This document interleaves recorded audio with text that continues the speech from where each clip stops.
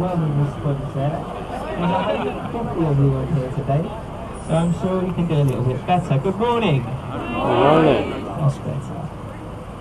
We're welcome aboard the Westminster for a 45-minute circular cruise up the river to Westminster and then back down again towards the tower. Unfortunately, so what I might have to do is when we get halfway and turn round at Westminster, if some people could go to the lower saloon on the top deck and then swap with the people on the lower so they can all get to see the same sights. When you do, folks, please hold on to the handrails or anything that you can whilst you're walking. Thank you. Before we set off, I have to make a quick safety announcement. It's not to alarm anyone, it's just to familiarise you with the vessel you're travelling on and so that you know what to do in the event of an emergency. This vessel has been fitted with the latest safety and life-saving equipment in the form of life jackets and life rafts, located with the universal cream and green symbols. In the very unlikely event of an emergency, what I'd like you all to do is remain calm, remain seated, and await further instructions from your crew. We're all trained for in the event of an emergency, we're in constant communication with the Port of London and all the other vessels you see around you today. It's not likely for us to have 2 accidents in one day. Only joking, folks. I was just saying who was listening. Unfortunately, folks, aboard this ship we do not have an automated audio guide, nor do we have a professional commentator. But what I can do for you folks as crew on this ship is I can point a few things out along the way so we don't get a mystery tour. Would you like me to do that for you folks? Yes. Excellent. But as I've said, folks, I'm not a professional. I might get a few things wrong, but I will try the best that I can.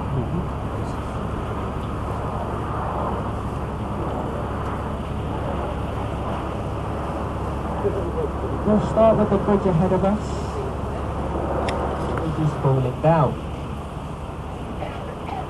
There's been a bridge to span here ever since the Roman times, which was torn down by the Vikings. And the one before this one was actually sinking into the Thames mud. So we sold it to an oil tycoon, Mr. McCulloch, shipped and erected over a Lake Havasu. It stands today as a tourist attraction. Engraved into the stone there, London Bridge. Not to be, which is actually what Mr. McCulloch did. So much to his surprise, when he had it re-erected, he had the wrong one. I guess you get what you pay for.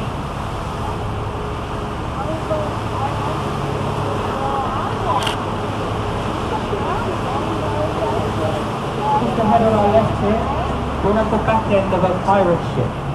Has anyone seen the film Pirates of the Caribbean? Yeah? Well then you'll know that that ship right there has absolutely nothing to do with those films. They're just good films and that ship reminds me of it. This is actually a working replica of Sir Francis Drake's ship, the Golden Hind. He navigated the globe and he did so with a crew of 8. This replica doing more sea miles than the original. The ship is open as to the public as a museum, so you can go there and explore the ship. There's many interesting bridges along this stretch of the river, folks. This is not one of them. The only thing I can really tell you about this bridge is it stops the trains from falling in the river. But something a little bit more interesting. On the right-hand side there, underneath the bridge, you'll see some windows. And if you're lucky, folks, it's a health and relaxation spa. And they've actually put in one-way glass, folks, but for some reason they put it in the wrong way round. So now we can see in and they're none the wiser. Now believe me when I tell you, folks, some days are better than others.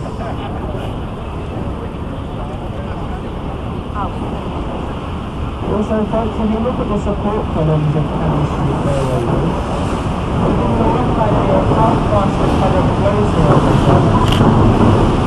To put that into perspective for you, then you can see last currency in the Thames will be impossible to swim against.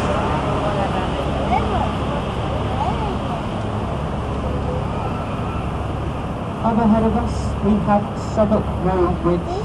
This is the most narrow and least used bridge thing in London, as its approach roads are so hard to find. Tucked behind the back streets of London and various one-way systems, you'll notice that the only vehicles up there are professional drivers, buses, lorry drivers, taxis, and they're waiting to give them a little wave because they're most likely lost or maybe even drunk. In fact, he's been up there about a week now, just wandering back and forth.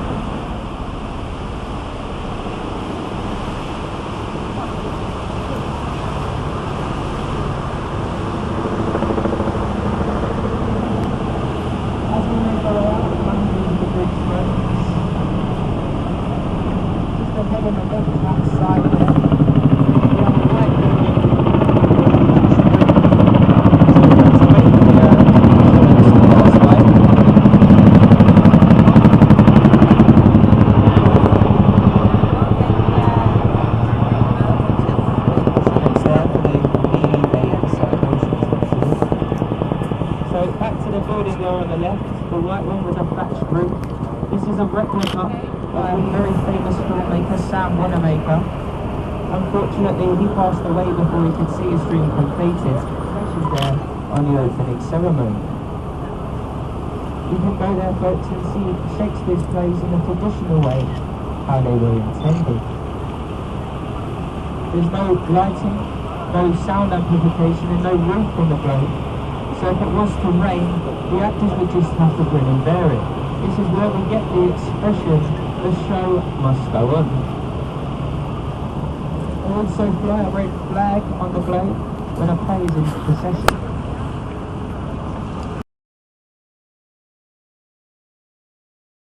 Ahead of us, folks, is Charing Cross Railway Bridge.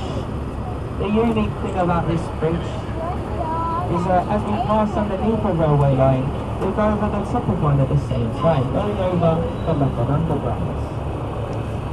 Either side of this bridge, we have some walkways. These are the Jubilee walkways, put there in commemoration of the Queen's 50th Golden Jubilee, her 50th year on the throne.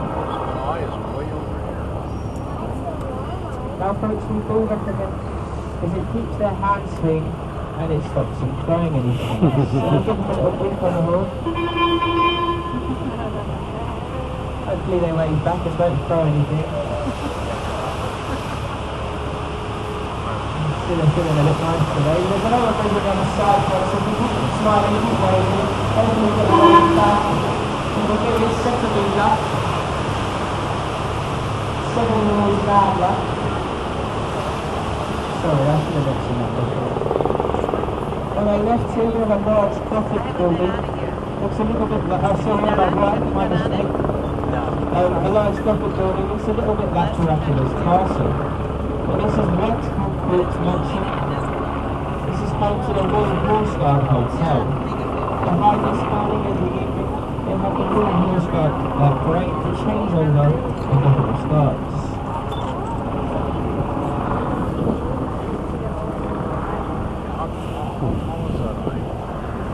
On our left here, we have London's most visited tourist attraction, the British Airways London Eye.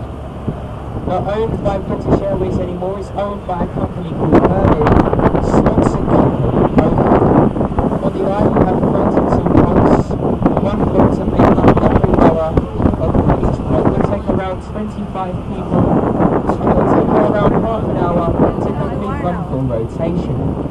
And they say at the top there, on a very clear day, you can see as far as Australia. I just see if you can still listen. And they say at the top there on a very clear day, you can see as far as we can hire out for different occasions now, folks. You can hire out for birthday parties, Valentine's Day. You can even meet your family in a vicar. You have the ceremony all the way to the top. At the top they pronounce your man and wife. you're having some kiss. And it's all pretty much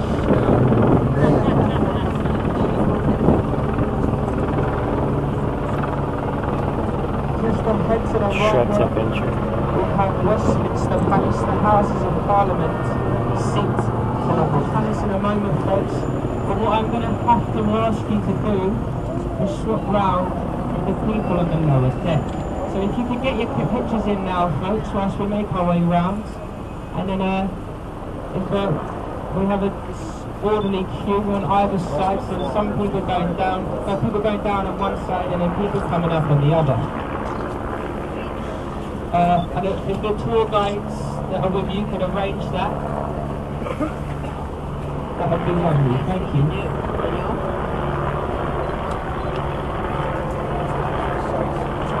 So we're just about to round the boat now.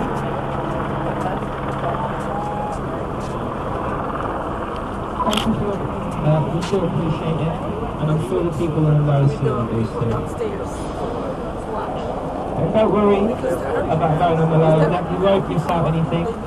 The only difference will be what was on the left before is now on the right, and vice versa.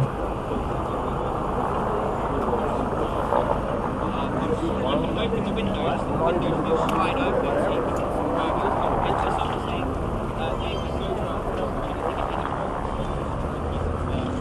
So we just barely got to the eye. Where's the company? You don't care what it looks like. I'll tell you, it's supposed to look like a motorcyclist helmet. And again, you can see it looks nothing like it. Obviously, the architects here in the city go to the Christmas parties at Waterguard House. Ahead of us, folks, we have the world famous Tower Bridge. What we're going to do for you folks is we're